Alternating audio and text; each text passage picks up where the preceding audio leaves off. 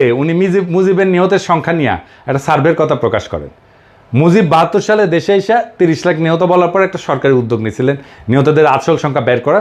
স্বরাষ্ট্র মন্ত্রণালয়ের অধীনে দেশের তৎকালীন পুলিশের ইন্সপেক্টর জেনারেলকে দায়িত্ব দেওয়া হয় যে প্রত্যেক থানায় পুলিশের মাধ্যমে একটা রিপোর্ট পাঠাইতে। ওই থানায় 9 মাসে পাকিস্তান আর্মির হাতে নিহত মানুষের সংখ্যা কত এবং সেগুলো যোগ করে কত আসে। মুজিব সেই রিপোর্ট আসলে সংখ্যা দেখে স্বাভাবিকভাবেই সেটাকে ধামাচাপা দেয়। বিল ড্রামন্ড একদম সরকারের ভেতরের থেকে সেই রিপোর্ট দেখে সেটার সংখ্যা প্রকাশ করে। সংখ্যাটা কত? কত সংখ্যাটা? আসল সংখ্যা শুনলে ভিমরি খাইবেন না, চেয়ার থেকে পড়ে যাবেন এক্ষুনি। কত? 3 লাখ, 1 লাখ, 30,000, 10,000? না, কোনোটাই না। 2,000, 2,000, 2,000।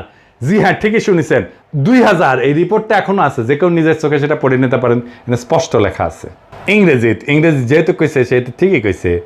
Since the 3rd week of March, when the Inspector General's office in Bangladesh, Home Ministry began its field investigations, there have been about 2,000 complaints from citizens about death at the hand of Pakistani army. তার মানে সারা বাংলাদেশে পুলিশের কাছে পাকিস্তানি আর্মির হাতে মারা গেছে এরকম অভিযোগ জমা পড়ছিল মাত্র 2,000 জনের।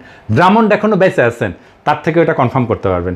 এখন তাইলে আমাদের করণীয় কি? কিভাবে আমরা আজকে বর্তমানে একটা ডিটেল কম্প্রিহেন্সিভ ফিল্ড সার্ভে করে এই ব্যাপারে চিরতরে মীমাংসা করে আওয়ামী লীগের জন্মের মতো জয় বাংলা করতে পারি? প্রথমে আমাদের বের করতে হবে দেশের 68,000 গ্রামে জনপদের মধ্যে কোথায় কোথায় পাকিস্তানি আর্মির বেস ক্যাম্প ছিল। এটার সংখ্যা খুব বেশি হওয়া কথা না। পাকিস্তানি মাত্র 3টা ডিভিশন সৈন্য দেশে কাউন্টার ইনসার্জেন্সি অপারেশনে ছিল।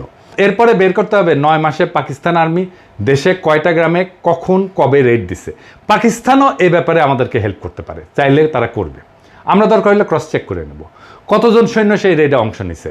সেটা কি একটা স্কোয়াড মানে 9 থেকে 10 জনের ইউনিট ছিল, নাকি একটা প্লাটুন ছিল মানে 30 থেকে 35 জনের? কতক্ষণ ছিল, কতজনকে ওই গ্রামে গুলি করে মারছে, তাদের অ্যামিনেশনের হিসাবপত্র আছে কিনা, কতগুলো অ্যামিনেশন খরচ হয়েছে। এইসব ব্যাপার বের করা তো খুব কঠিন কোনো কাজ না, কারণ বাংলাদেশের মতো ঘনবসতিপূর্ণ ভূখণ্ডে একটা গ্রামে আর্মি অপারেশন চালায় কিছু মানুষ মেরে চলে যাওয়ার পর বাকি সবাই ফিরে এসে নিহতদের দাফন কাফন করতো। হিন্দু হইলে লাশ সনাতন রীতিতে সৎকার করতো। আই উইটনেস এবং সার্ভাইভারদের কাছ থেকে একদম পিন পয়েন্ট নিহতের সংখ্যা নিয়ে 9 মাসে সবগুলো এলাকার নামের পাশে নিহতের সংখ্যা লিখে যোগ করে মোট সংখ্যা বের করা খুব কঠিন কিছু কাজ কি না, করো না। কিন্তু এটা করবে না কেন? কারণ এই যে ফাপড় নেওয়া, এটা তো ফাঁস হয়ে যাবে, মিছা কথা ফাঁস হয়ে যাবে। এই কাজ এখনও করা সম্ভব, কারণ 71 সালে জীবিত প্রাপ্তবয়স্ক বহু মানুষ এখনও জীবিত আছে। এরকম রেড প্রত্যেক গ্রামে তো হয় নাই। দেশে 68,000 গ্রামের মধ্যে অতি অল্প সংখ্যক গ্রামেই হয়েছে। তার উপরে এক গ্রামে বড় জোর একবার কি 2বার এরকম রেড হয়েছে।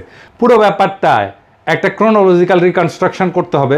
ক্রোনোলজিক্যাল রিকনস্ট্রাকশন মানে দিন, সময়, সপ্তাহ অনুযায়ী পুরো 9 মাসের ঘটনাকে রিকনস্ট্রাক্ট করা এইভাবে সম্ভব। এটা করা হইলে কমন সেন্স আর ইনভেস্টিগেটিভ সব রিপোর্ট অনুসারে পাকিস্তান আর্মির কাউন্টার ইনসার্জেন্সির আসলে নিহতের সংখ্যা কয়েক হাজারে নেমে আসবে, আমি শিওর। এরপর সেই তদন্ত খালি বাঙালি না, ভারতীয় আওয়ামী সন্ত্রাসীরাতে যত অবাঙালি মুসলমান মারা গেছে তার পুঙ্খানুপুঙ্খ তদন্ত করে সেটাও বের করতে হবে। দুটো সংখ্যাই কম্পেয়ার করে ঠিক করা হবে কে আগে কার কাছে মাপ চাইবে। এই তদন্ত শেষ হওয়ার আগে কেউ কারো কাছে ক্ষমা চাওয়ার প্রশ্নই ওঠে না। পররাষ্ট্র সচিব জসিম খুব লাপাইছিল পাকিস্তানে ক্ষমা চাওয়া নিয়ে। আবার পাকিস্তানের টিম আসতেছে, এবার ক্ষমা চাওয়া বালসাল এই আলাপ যে তুলবে না তার পাশার সালস আমরা সব উঠায় ফেলা হবে। যদি বেশি ফালাফালি করে বাটাম একেবারে খুলে ফেলাম এবার, যদি কেউ এই আলাপটা তোলে। একবার যদি মুক্তিযুদ্ধের চেতনার কুর করে নিয়ে ওঠে তাদের।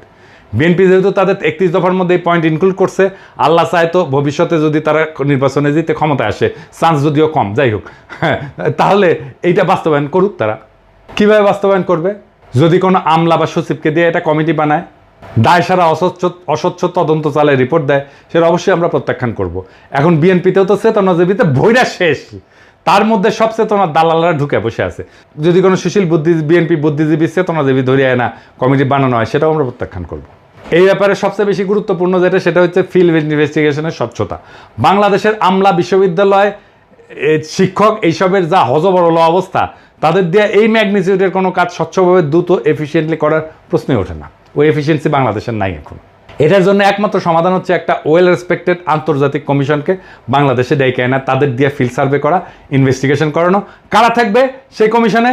সেখানে সামরিক যুদ্ধ, মিলিটারি অপারেশনের ব্যাপারে অভিজ্ঞ একটা অপারেশন ডিটেলস বর্ণনা শুনে সেখানে কীরকম ক্যাজুয়ালিটি হয়, সার্ভাইভার আই উইটনেসদের সাথে কথা বইলা আসল ঘটনা রিকনস্ট্রাক্ট করতে পারে এরকম লোক।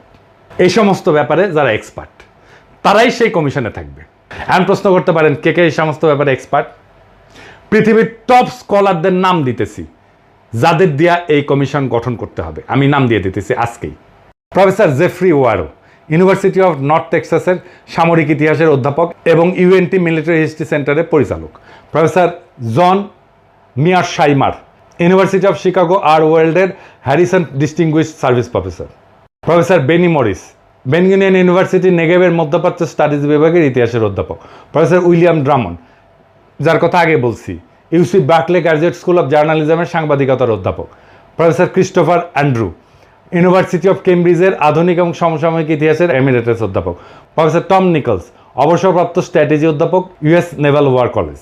এরা প্রত্যেকেই তাদের ফিল্ডের টপ স্কলারদের মধ্যে একজন।